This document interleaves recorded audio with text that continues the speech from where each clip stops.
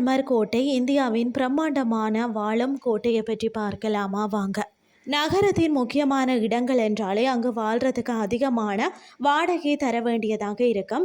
ஆனால் பிரபல சுற்றுலா கோட்டையான இந்த கோட்டையில் இன்று வரை எந்த வாடகையை வரிகளும் இல்லாமல் இலவசமாக வாழ்ந்து வராங்களாம். ஆமாங்க, ராஜஸ்தான்ல உள்ள இந்த கோட்டைக்கு அதாவது ஜெய்சல்மேர் என்று பெயராம். இங்கு கிட்டத்தட்ட 1000 குடும்பங்கள் வாழ்ந்து வரார்களாம். இந்த கோட்டை 1156ஆம் ஆண்டு மன்னர் ரவால் ஜெய்சால் என்பவரால் கட்டப்பட்டதாம்.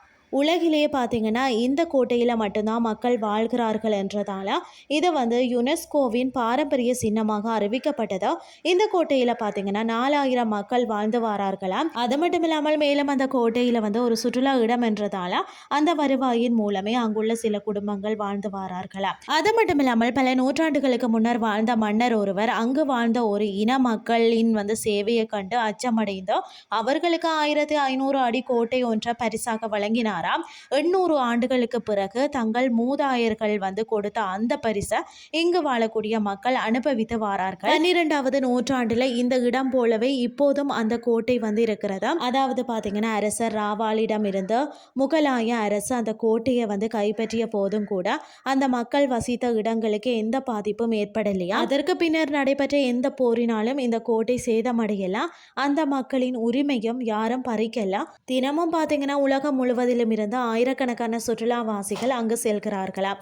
இங்கு மஞ்சள் கற்களால் கட்டப்பட்ட 7 ஜெயின் கோவில்கள் இருக்கிறதா. அஸ்கரன் சோப்ரா என்பவர் சம்பவநாதா என்ற ஜெயின் கோவில் கட்டி அதுல கிட்டத்தட்ட 600 சிலைகள் வடிவமைத்து வைத்துள்ளார்.